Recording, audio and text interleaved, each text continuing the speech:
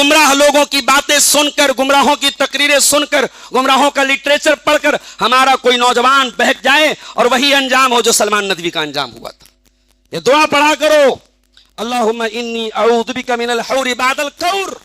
اے اللہ، اصلاح کے بعد، ایمان کے بعد ہمیں فساد کے راستے پہ جانے سے تو بچا لے، ہدایت کے راستے پہ آ جانے کے بعد ہمیں گمراہ ہونے سے تو بچا لے. ابھی پچھلے دنوں لکھنؤ کے ایک عالم دین کا انتقال ہوا. ایک ایسا شخص جس نے زندگی میں 50 سے 55 سال حدیث کی کتابیں پڑھائی، ایک ایسا شخص جس نے ہندوستان کے ایک عظیم تعلیمی ادارے میں تعلیم حاصل کر کے سعودی عرب میں ریاض کی یونیورسٹی امام محمد ابن سعود کے اندر حدیث کے میدان میں اس نے BA اور MA کیا، درجنوں عربی اور اردو کتابوں کا مصنف، بولنے کی صلاحیت، لکھنے کی صلاحیت، ایک بڑی تعداد ان کے شاگردوں کی، ایک بڑی تعداد ان کی باتوں کو ماننے والوں کی. غور کیجیے تو یہ تمام چیزیں کتنی بڑی بات ہے. لیکن وہ انسان اپنی زندگی کے آخری دنوں میں اس حال میں ان کا خاتمہ ہوا، ان کی موت ہوئی کہ وہ صحابہ کرام پر انتہائی غلط قسم کے اور بےہودہ قسم کے الزامات لگاتے ہوئے وہ شخص دنیا سے گیا ہے. انہوں نے کئی تقریروں میں حضرت ابو ہریرہ رضی اللہ تعالیٰ عنہ کو سرکاری مولوی کہا. حضرت علی کے خلاف جو جنگ ہوئی، صحابہ کرام کے درمیان جو جنگ ہوئی، اس میں حضرت علی کے خلاف جتنے صحابہ آئے سب کو انہوں نے باغی اور جہنمی اور منافق کہا. حضرت امیر معاویہ کا نام لے کے کہا. ان کے گھر میں شراب پی جاتی تھی، ان کے گھر میں سود کھایا جاتا تھا، ان کے گھر میں ریشم پہنا جاتا تھا. یہ باتیں وہ نہیں کہہ رہا ہے جو اپنے آپ کو صحابہ کا دشمن مانتا ہے. اپنے آپ کو اہل سنت کے طبقے سے جوڑنے والا، اپنے آپ کو روافض سے الگ کرنے والا ایک انسان اس طریقے کی باتیں بول رہا ہے. اور مرتے دم تک ان سے کوئی رجوع ثابت نہیں ہوا کہ انہوں نے کبھی اپنی اس عقیدے سے رجوع کیا ہو اور اسی عقیدے پر اور اسی فکر پر اور اسی آئیڈیالوجی پر ان کا خاتمہ ہو. مولانا عبدالغفار سلفی کے بیانات سننے کے لیے مولانا کے اس آفیشل چینل کو سبسکرائب کریں. محترم حاضرین جمعہ، اللہ کے رسول صلی اللہ علیہ وسلم سفر میں جو دعائیں پڑھتے تھے، ان دعاؤں میں ایک بڑی عجیب و غریب دعا بھی آپ پڑھتے تھے. اللہم انی اعوذ بک من الحور بعد القور. عربی زبان میں پگڑی وغیرہ کو جو سر پہ باندھا جاتا ہے اس کو عربی میں کور کہتے ہیں. کور اسی سے تقویر کا لفظ بنا ہے. قیامت کے دن اذا الشمس کورت، اذا الشمس کورت، جب سورج کو لپیٹ دیا جائے گا تو کسی چیز کے لپیٹنے کو، فولڈ کرنے کو عربی میں کور بولتے ہیں. اور کسی لپیٹی ہوئی چیز کو کھول دینا، اس کو عربی میں حور بولتے ہیں. تو اللہ کے نبی دعا کیا کر رہے ہیں سفر میں؟ اللہم انی اعوذ بک من الحور بعد القور. اے اللہ، میں تیری پناہ چاہتا ہوں کسی چیز کے لپیٹ دینے کے بعد اس کو کھول دینے سے. اس کا کیا مطلب ہوا؟ اس دعا کی تشریح میں، اس دعا کو ایکسپلین کرتے ہوئے، اس دعا کا مطلب بتاتے علماء نے لکھا کہ اس دعا کا مطلب یہ ہے کہ اللہ کے نبی پناہ مانگ رہے ہیں کہ ایک انسان ایمان کے راستے پر، ہدایت کے راستے پر، توحید کے راستے پر، سنت کے راستے پر، نیکیوں کے راستے پر آنے کے بعد وہ خراب ہو جائے. ایک انسان آلریڈی خراب ہے، وہ بھی بہت افسوس کی بات ہے. لیکن ایک انسان توحید کے، ایمان کے، سنت کے، نیکیوں کے، بھلائی کے، اچھائی کے راستوں پر آنے کے بعد خراب ہو جائے، یہ بہت خراب بات ہے. اللہ کے نبی اس سے پناہ مانگتے تھے. اچھا، یہ تو اللہ کے نبی کی دعا ہے. ایک اور دعا قرآن میں ہمیں سکھائی گئی، ربنا لا تزغ قلوبنا بعد اذ ہدیتنا. اے اللہ، تو نے جب ہم کو ہدایت دے دی تو ہدایت دینے کے بعد ہمارے دلوں کے اندر کوئی کجی نہ پیدا فرمانا، ہمارے دلوں کو تو ٹیڑھا نہ ہونے دینا، ہمارے دلوں کو غلط راستے پہ جانے نہ دینا. یہ ہے اصل چیز. استقامت، دین کے راستے پہ قائم رہنا، یہ بہت بڑی چیز ہے میرے ساتھی. دین قبول کر لینا یہ کمال نہیں ہے، توحید کو قبول کر لینا یہ کمال نہیں ہے، توحید پہ قائم رہنا یہ کمال ہے.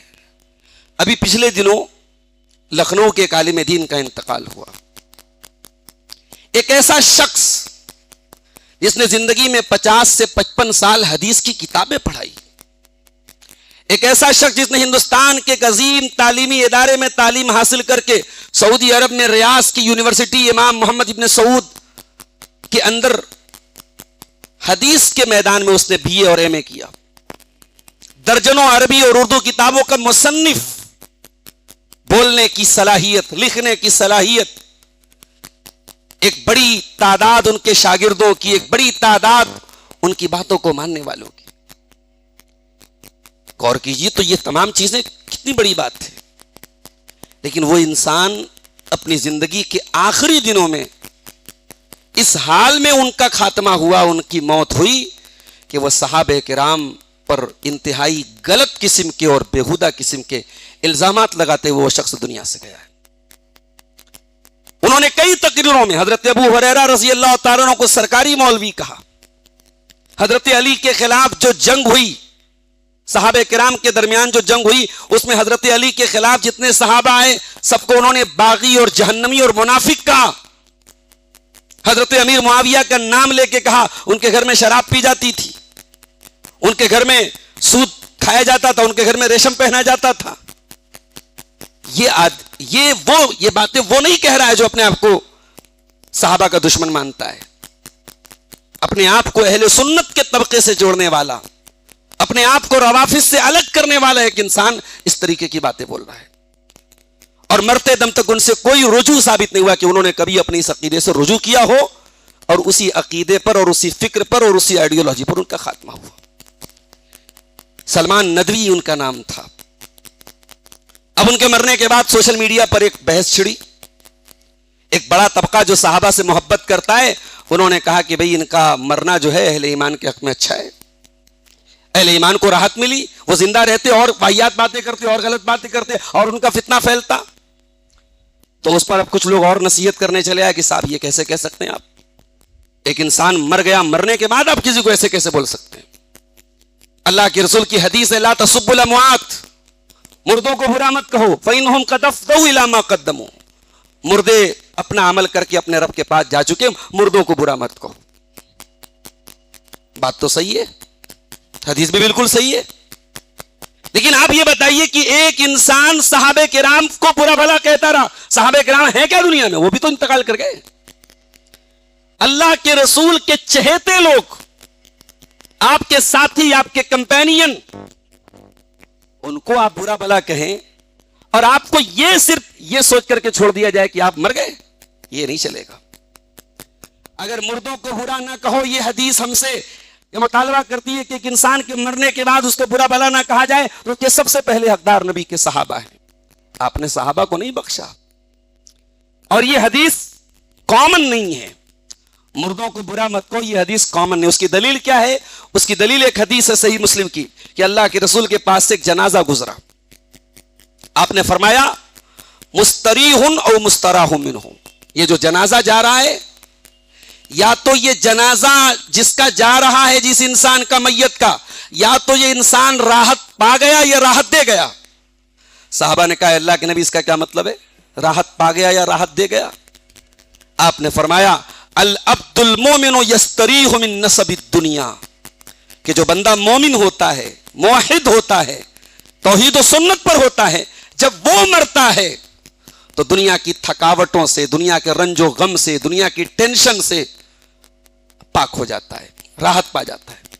اور اس کا اپوزٹ، ایک انسان فاسق ہے، فاجر ہے، دوسروں کو تکلیف پہنچانے والا ہے، جب وہ مرتا ہے یستریح منہ العباد والبلاد والشجر والدواب، تو اس کے شر سے، اس کی برائی سے، اس کے فتنے سے زمین پاک ہوتی ہے، آسمان پاک ہوتا ہے، پرندے راحت کی سانس لیتے ہیں, چرندے راحت کی سانس لیتے ہیں, ملک اور عباد اور بلاد سب راحت کی سانس لیتے ہیں.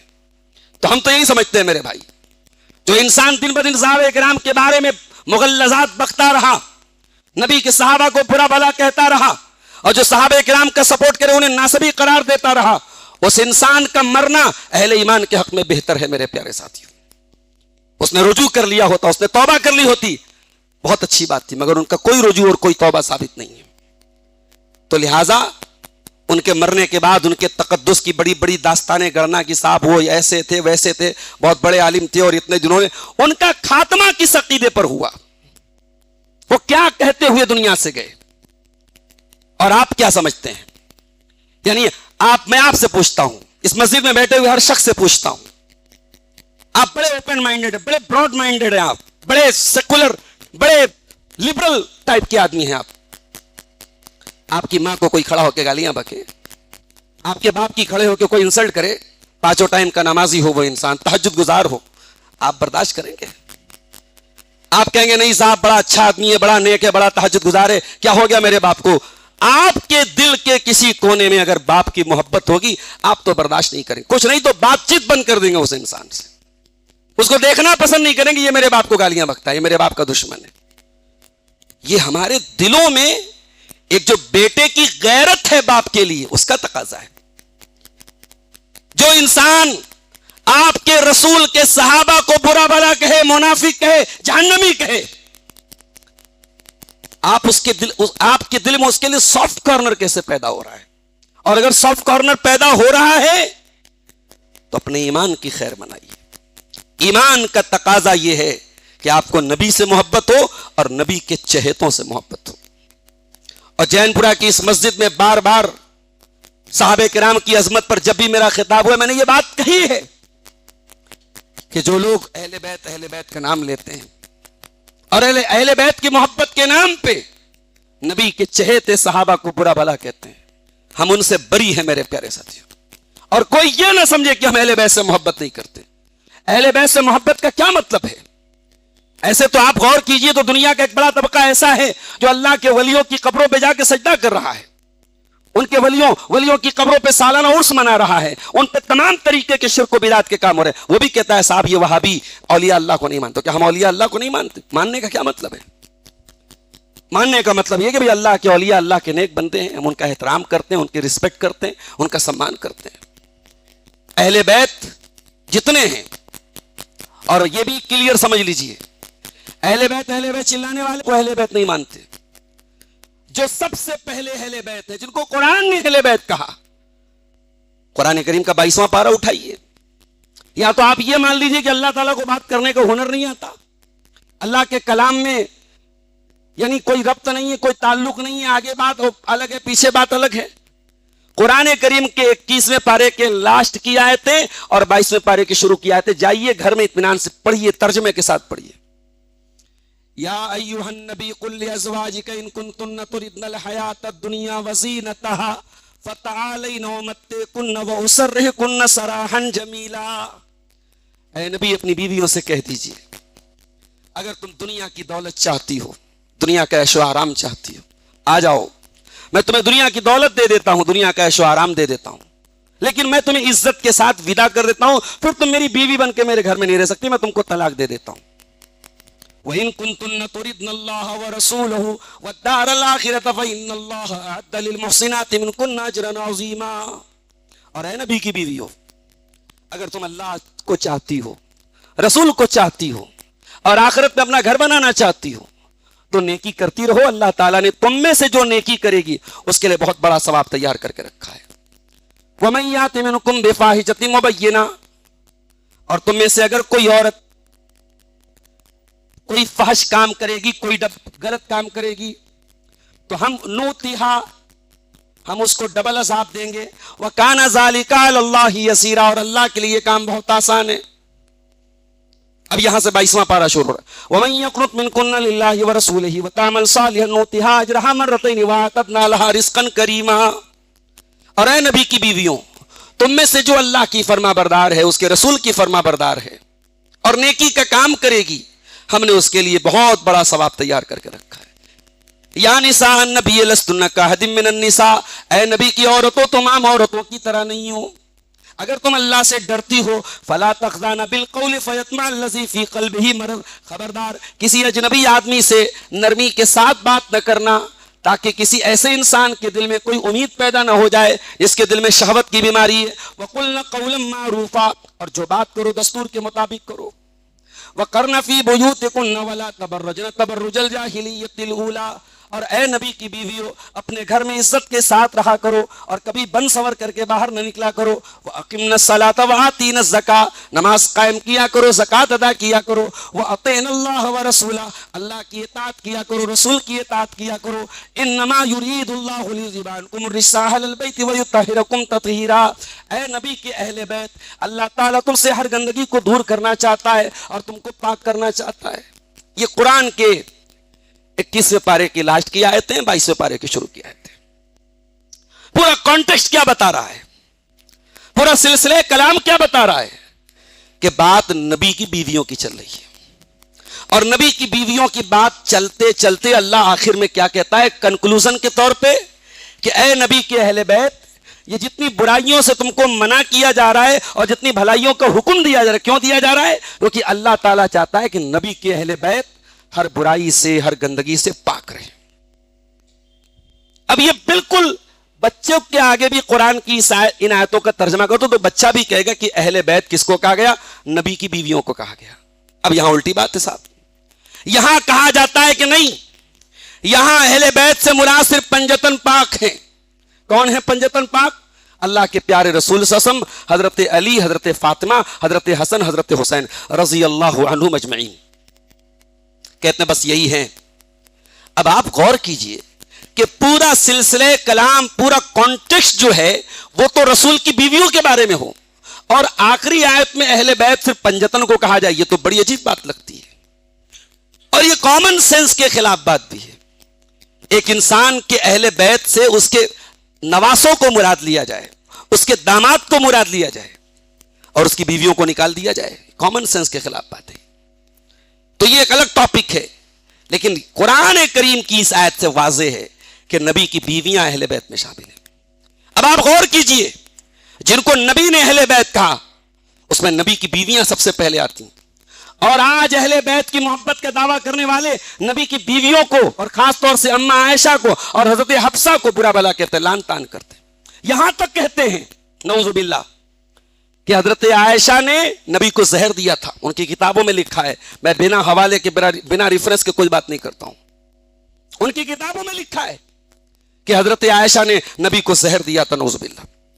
یہاں تک لکھا ہے حضرت حسن کا جنازہ جا رہا تھا، حضرت حسن کی خواہش تھی کہ نانا کے پہلو میں دفن کیا جاؤں، تو حضرت عائشہ کھچر پہ سوار ہو کے گئیں اور کہا نہیں دفن ہونے دوں گی اپنے کمرے میں، اور پھر حضرت عائشہ کے حکم سے مروان ابن حکم نے تیر برسائے تھے حضرت عائشہ کے حضرت حسن کے جنازے پر۔ یہ کہانیاں گڑھنے والے نہیں جانتے، یہ مردود نہیں جانتے کہ آج کے معمولی دور کا انسان اپنے نانی کا کتنا احترام کرتا ہے، نانی اپنے نواسوں سے کتنا پیار کرتی ہے۔ حضرت عائشہ حضرت حسن حسین کی نانی ہے، پھر ایمان کے رشتے کے اعتبار سے ان کی ماں ہے۔ ان کمبختوں کی کتابوں میں یہاں تک لکھا ہے کہ جب جنازہ روکنے کے لیے حضرت عائشہ گئی تو حضرت حسین نے کہا ارے حمیرہ تو ہمیشہ اہل بیت کی دشمن رہی ہے۔ سوچئے وہ حضرت حسن و حسین جو نبی کے لاڈلے تھے، نبی کے نواسے تھے، نبی کی بیوی سے ایسے لب و لہجے میں بات کر سکتے ہیں؟ تو یہ تمام فرضی واہیات باتیں ان کی کتابوں میں لکھی۔ ہمیں ان سے شکوہ نہیں ہے میرے ساتھیوں، ہمیں شکوہ ان سے ہے جو اپنے آپ کو اہل سنت کہتے ہیں، جو اپنے آپ کو اہل حدیث اور سلفی کہتے ہیں، اور پھر ہماری صفوں میں بیٹھ کر وہ حضرت معاویہ کو لعن طعن کرتے ہیں، صحابہ کو لعن طعن کرتے ہیں۔ اور اسی لیے بار بار ہم ایک بات کہتے ہیں، نبی کے مشاجرات، صحابہ کے مشاجرات جو تھے وہ ایک کلوز چیپٹر تھا، ہمیشہ اہل سنت کا ایک کلوز چیپٹر رہا ہے۔ صحابہ کے درمیان اختلاف ہوا، اس کی ڈیٹیل میں نہ پڑھو، اس کو کرے دو مت، اس کے چکر میں نہ پڑھو۔ ہمیشہ علماء نے یہی کہا کہ یہ کلوز چیپٹر ہے، نبی کے صحابہ کے درمیان اختلاف نہیں ہونا چاہیے تھا، مگر ہو گیا، جنگ ہوئی، سینکڑوں ہزاروں لوگ مارے گئے۔ ان جنگوں کا معاملہ ہم اللہ کے حوالے کرتے ہیں، ان جنگوں کی بنیاد پر ہم کسی ایک तबके को गलत और दूसरे को सही, एक को हक पर और दूसरे को बातिल पे नहीं कहेंगे, माफ कीजिएगा। अहले सुन्नत का जो मौक़िफ़ रहा है, मुहद्दिसीन का जो मौक़िफ़ रहा है, हजरत अली हजरत माविया के दरमियान जो इख्तिलाफ हुआ, हजरत अली हक के ज्यादा करीब थे। ये नबी की वर्डिंग है, ये नबी के अल्फाज हैं कि मेरी उम्मत में इख्तिलाफ होगा और दोनों जमातों में से जो जमात हक से ज्यादा करीब होगी वो खवारिज को कत्ल करेगी। हजरत अली की जमात ने खवारिज को कत्ल किया था, लिहाजा वो हक से ज्यादा करीब थे। इसका मतलब कि हजरत माविया बातिल पर नहीं थे, उन्होंने भी एक इज्तिहाद किया, एक गलतफहमी हुई दोनों तरफ। हजरत माविया का यह ख्याल था कि उस्मान गनी के कातिलों को पहले हवाले किया जाए, पहले क़िसास किया जाए। हजरत अली का एक इज्तिहाद था कि नहीं, हुकूमत को पहले पुख्ता किया जाए। इस बुनियाद पर जंग हुई, लेकिन इस जंग की बुनियाद पर आप हजरत माविया पर, एक सहाबी रसूल पर लान तान करते हैं। कोई नहीं कहता कि हजरत माविया का मकाम हजरत अली के बराबर है, कोई नहीं मानता। हजरत अली का अपना मकाम है, हजरत अबू बकर का अपना मकाम है, हजरत उमर फारूक का अपना मकाम है, हजरत उस्मान का अपना मकाम है। और यह भी याद रखिए, हजरत अली का मकाम इन तीनों के बाद है। ये जो वाहियात बातें कही जाती, साहब हजरत अली घर वाले थे, बाकी सब लोग बाहर वाले थे, बाहर वाले घर वालों के बराबर कैसे हो सकते हैं, ये आप डिसाइड नहीं करेंगे। इस्लाम में कोई खानदान परस्ती नहीं है कि कोई नबी के खानदान का हो गया तो बहुत आला हो गया और कोई खानदान के बाहर का है तो बहुत अदना हो गया। ये कैटेगराइजेशन इस्लाम में है ही नहीं है। इस्लाम में खानदान की बुनियाद पर कैटेगराइजेशन नहीं है, माफ कीजिएगा। यह नस्ल परस्ती इस्लाम में नहीं है। साहबे किराम ने, सलफ ने हमेशा यह बात कही कि जो खुलफाए राशिदीन का ऑर्डर है, जो तरतीब है, वही फजीलत की भी तरतीब है। साहबा साहब कहते थे, हम नबी के बाद अबू बकर, उमर, उस्मान के बराबर किसी को नहीं समझते थे। लिहाजा अली रजी अल्लाह तआला अन्हु की तमाम फजीलतों के बावजूद अली रजी अल्लाह तआला अन्हु का चौथा नंबर है। उनको जबरदस्ती हजरत अबू बकर से के ऊपर फजीलत देना, यह हजरत अबू बकर की भी तौहीन है, हजरत अली की भी तौहीन है। लिहाजा मेरे प्यारे साथियों, मैं फिर अपने खुतबे जुमा का जो पहला जुमला मैंने कहा था कि हमें अल्लाह के नबी की इस दुआ को याद करना चाहिए। कहीं ऐसा ना हो गुमराह लोगों की बातें सुनकर, गुमराहों की तकरीरें सुनकर, गुमराहों का लिटरेचर पढ़कर हमारा कोई नौजवान बहक जाए और वही अंजाम हो जो सलमान नदवी का अंजाम हुआ था। ये दुआ पढ़ा करो, अल्लाहुम्मा इन्नी अऊज़ु बिका मिनल हौरि बादल कौर। ऐ अल्लाह, इस्लाह के बाद, ईमान के बाद हमें फसाद के रास्ते पे जाने से तू बचा ले, हिदायत के रास्ते पे आ जाने के बाद हमें गुमराह होने से तू बचा ले। इमाम मालिक रहमतुल्लाह अलैह कहा करते थे, इमाम मालिक किस दौर के हैं? इमाम मालिक सन 95 हिजरी में पैदा हुए। बहुत करीब का जमाना रहा है उनका सहाबा से, ताबईन से। इमाम मालिक कहते, कान सलफु युअल्लिमून औलादहुम हुब्ब अबी बकर व उमर कमा युअल्लिमून सूरत मिनल कुरान। इमाम मालिक कहते हैं कि हमारे सलफ, अब सोचिए इमाम मालिक का सलफ कौन हुआ? भाई इमाम मालिक नबी के दौर के 100 साल बाद के, तो उनका सलफ कौन हुआ? सहाबा हुए, डायरेक्ट सहाबा हुए। इमाम मालिक कहते हैं कि सलफ जो होते थे वो अपने बच्चों को जैसे कुरान की सूरतें सिखाते थे, वैसे ही वो अपने बच्चों को अबू बकर और उमर की मोहब्बत सिखाते थे। अल्लाहु अकबर, ये इमाम मालिक का जुमला है। इमाम अबू ज़ुरा राजी का एक जुमला याद कर लीजिए कि जब तुम किसी को देखो कि वो नबी के किसी सहाबी की तनकीस कर रहा है, बुरा भला कह रहा है, फालम अन्नहु जिंदीक, तो समझ जाओ वो बेदीन आदमी है, वो जिंदीक आदमी, मुल्हिद आदमी है वो। ये इमाम अबू ज़ुरा राजी, ये 3री सदी हिजरी के बहुत बड़े आलिम है, मुहद्दिस हैं, तबा ताबीन में से इनका शुमार होता है। इमाम अबू ज़ुरा राजी कह रहे हैं, जो नबी के किसी सहाबी को बुरा भला कहे, समझ जाओ वो जिंदीक है, बेदीन है वो आदमी, एथेइस्ट है वो आदमी, मुल्हिद है वो आदमी। क्यों? इसलिए कि अल्लाह के रसूल सल्लल्लाहु अलैहि वसल्लम ने अल्लाह का कुरान हमें दिया सहाबा के जरिए। कुरान हमें सहाबा के जरिए मिला, नबी की सुन्नत सहाबा के जरिए मिली। तो जो लोग सहाबा को बुरा भला कहना चाहते हैं, गोया कि वो अल्लाह के रसूल के बीच में और हमारे बीच पे जो मीडियम है, जो गवाह हैं, उनको वो शक के दायरे में लाना चाहते हैं। लिहाजा उनको शक के दायरे में न ला करके हम सहाबा को बुरा भला कहने वालों को शक के दायरे में लाएंगे। और आप यकीन करें, सलमान नदवी जैसे लोगों ने एक पूरी नस्ल तैयार की है जो हजरत अमीर माविया को लान तान करती है। और सिर्फ हजरत माविया तक बात नहीं है, میں نے یوٹیوب پر ایک کمنٹ دیکھا سلمان ندوی کے ایک ویڈیو کے اوپر، کمنٹ کرنے والے نے کہا کہ یہ سب باتیں سن کر کے میرا دل تو بالکل صحابہ کرام کے لیے میرے دل میں بغض اور نفرت بھر چکا ہے، کیسے لوگ تھے، ان لوگوں نے نبی کے ساتھ غداری کی اور اب تو میں اس دین سے ہی بدزن ہو گیا ہوں اور اب میں اسلام کو چھوڑنے کا اعلان کرتا ہوں۔ کہاں لے کے جاؤ گے تم؟ صحابہ کا بغض ایک دن اسلام کی دشمنی تک تم کو لے کے جائے گا میرے پیارے ساتھیوں۔ وہ دین ہی اس میں دین کا کوئی وجود ہی نہیں رہے گا جس دن میں صحابہ کرام کا وجود نہ ہو میرے پیارے ساتھیوں۔ قرآن کریم میں اللہ تعالیٰ نے صحابہ کرام کو ہمارے لیے معیار قرار دیا ہے، کسوٹی قرار دیا ہے۔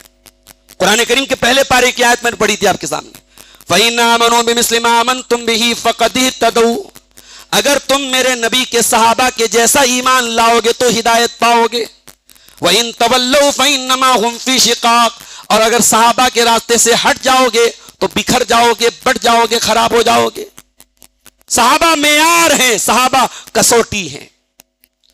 اور یہ بات بھی یاد رکھیے، اہل حدیث کا نعرہ یقیناً قرآن و حدیث کا نعرہ ہے، مگر ہم اس میں ایک چیز کا اضافہ کرتے ہیں۔ ہم قرآن کو مانتے ہیں، ہم حدیث کو مانتے ہیں، لیکن قرآن کی وہی ایکسپلینیشن چلے گی جو صحابہ نے کی تھی، حدیث کی وہی انٹرپریٹیشن چلے گی جو صحابہ نے کی تھی۔ ورنہ آج قادیانی بھی قرآن سے دلیل پکڑتا ہے، رافضی بھی قرآن سے دلیل پکڑتا ہے، خارجی بھی قرآن سے دلیل پکڑتا ہے، تو قرآن تو سیم ہے، فرق کس چیز کا؟ ایکسپلینیشن کا ہے، انٹرپریٹیشن کا ہے، ویاکھیا کا ہے، ترجمہ کا ہے، معنی کا ہے، مطلب کا ہے۔ میلاد النبی منانے والے قرآن سے ثابت کرتے ہیں، حضرت حسین کا ماتم منانے والے قرآن سے ثابت کرتے ہیں۔ تو مسئلہ قرآن کا نہیں ہے، مسئلہ قرآن کو آپ کیسے سمجھ رہے ہیں۔ قرآن کہہ رہا ہے کہ قرآن کو ویسے سمجھنا ہے جیسے نبی کے صحابہ سمجھا کرتے تھے۔ اور دوسری آیت میں نے آپ کے سامنے پڑھی تھی، وہ بھی بڑی قابل غور آیت ہے، وَمَن يَتَّبِعْ غَيْرَ وَمَن يُشَاقِقِ الرَّسُولَ مِن بَعْدِ مَا تَبَيَّنَ لَهُ الْهُدَىٰ، جو ہدایت کے آ جانے کے بعد رسول کی نافرمانی کرے گا، وَيَتَّبِعْ غَيْرَ سَبِيلِ الْمُؤْمِنِينَ، اور جو مومنوں کو چھوڑ کر کے کوئی اور راستہ اپنائے گا۔ یہاں مومنوں سے مراد کون ہے؟ نبی کے دور میں مومن کون تھے؟ صحابہ تھے۔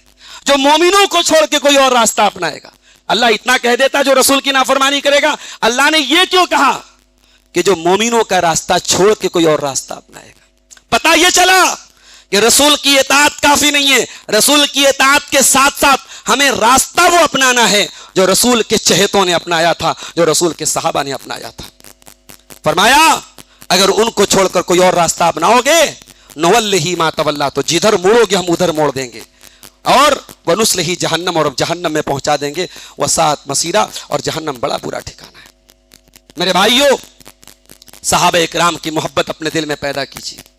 واللہ اس روئے زمین پر ایسی جماعت پیدا نہیں ہوئی، ایسے لوگ پیدا نہیں ہوئے، ان کی اطاعت کی باتیں کی جائیں تو گھنٹے 2 گھنٹے ناکافی ہو جائیں گے، جمعہ کا خطبہ ناکافی ہے۔ میرے بھائیو ایک مثال میں دیتا ہوں، آج ہمارے ہاں آئے دن لوگ کہتے ہیں مولوی صاحب ذرا نماز پہ تقریر کر دیجئے، نمازیوں کی تعداد کم ہو گئی ہے۔ کبھی نمازیوں کی تعداد بڑھ جاتی ہے، کبھی کم ہو جاتی ہے۔ کبھی صاحب تھوڑا پریشانی کے حالات آئے، تھوڑا کاروبار میں مندہ آیا تو لوگوں کو مسجد کی یاد آنے لگی، تھوڑا کاروبار میں چلتا آیا، پارسل پہ پارسل جانے لگے، گدیاں چلنے لگی، پاور لوم چلنے لگے، کارخانے چلنے لگے، تو مسجدیں ہماری ویران بھی ہونے لگتی ہیں۔ یہ ہے سماج کا ایک مشاہدہ ہے، ایک تجربہ ہے۔ لیکن صحابہ کرام کیسے تھے میرے ساتھیوں؟ صحابہ کرام کی ایک مثال میں دیتا ہوں۔ قرآن کی آیت نازل ہوئی، دوسرے پارے کے شروع کی آیت کہ اے نبی اب قبلہ بدلا جا رہا ہے، فَوَلِّ وَجْهَكَ شَطْرَ الْمَسْجِدِ الْحَرَامِ، اے نبی اب آپ کو نماز کدھر پڑھنا ہے؟ خانہ کعبہ کی طرف پڑھنا ہے۔ اللہ کے نبی نے پہلی نماز جو پڑھائی خانہ کعبہ کی طرف منہ کر کے، وہ ظہر کی نماز پڑھائی۔ اس کے بعد آپ نے ایک صحابی کو اعلان کرنے کے لیے بھیجا کہ جہاں مدینہ کے آس پاس کے محلوں میں جہاں جہاں مسجد ہے جا کے اعلان کر دو کہ اب قبلہ بدل دیا گیا ہے۔ صحابی پہنچے، عصر کی نماز چل رہی تھی، غالباً عصر کی نماز چل رہی تھی، اور مسجد میں امام نماز پڑھا رہا تھا۔ انہوں نے باہر سے اعلان کیا کہ اللہ کے نبی کی طرف سے اعلان کیا جا رہا ہے کہ قبلہ اب ہمارا بیت المقدس کے بجائے خانہ کعبہ کی طرف ہمارا قبلہ کیا جا رہا ہے۔ انہوں نے یہ نہیں سوچا یہ نماز پڑھ لیتے ہیں، مغرب کے ٹائم بدل لیں گے قبلہ، صرف امام کو تو نہیں بدلنا ہے، پوری نماز پورے مصلیوں کو بدلنا ہے۔ نماز کی حالت میں امام کے ساتھ ساتھ پوری پبلک پورا جو نمازیوں کی تعداد تھی سب کے سب نماز میں ہی موو کر گئے. اور آج بھی آپ مدینہ جائیں گے وہ مسجد موجود ہے جس کو مسجد قبلتین کہا جاتا ہے کہ یہ وہ مسجد ہے جہاں صحابہ نے دو قبلے کی طرف نماز پڑھی تھی. ایک ہی نماز میں نماز کے دوران جو ہے وہ پوری طریقے سے روٹیٹ ہو گئے اور گھوم گئے.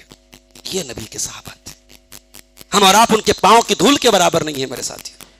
ہم لوگ تو مطلب پرست لوگ ہیں. اپنے مطلب کی بات آتی ہے ہمیں قرآن یاد آتا, ہمیں حدیث یاد آتی ہے. ہم تو کمفرٹ زون میں رہنے والے لوگ ہیں. سہولتوں والا دین ہمیں چاہیے.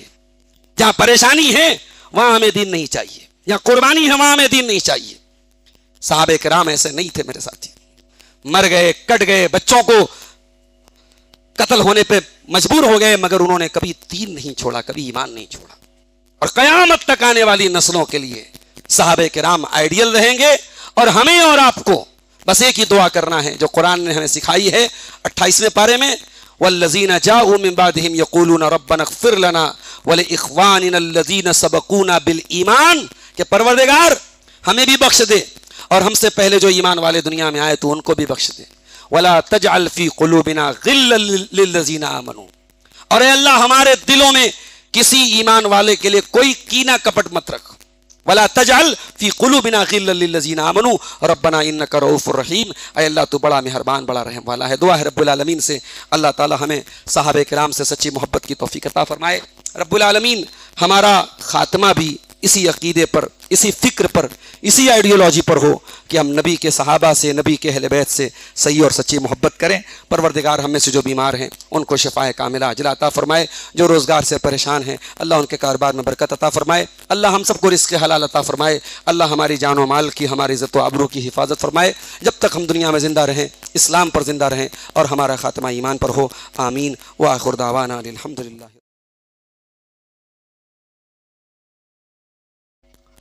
أما بعد فإن خير الحديث كتاب الله وخير الهدي هدي محمد صلى الله عليه وسلم وشر الأمور محدثاتها وكل محدثة بدعة وكل بدعة ضلالة وكل ضلالة في النار. أعوذ بالله من الشيطان الرجيم. بسم الله الرحمن الرحيم. فإن آمنوا بمثل ما آمنتم به فقد اهتدوا وإن تولوا فإنما هم في شقاق فسيكفيكهم الله وهو السميع العليم. وقال تعالى في مقام آخر ومن يشاقق الرسول من بعد ما تبين له الهدى ويتبع غير سبيل المؤمنين نوله ما تولى ونصله جهنم وساءت مصيرا.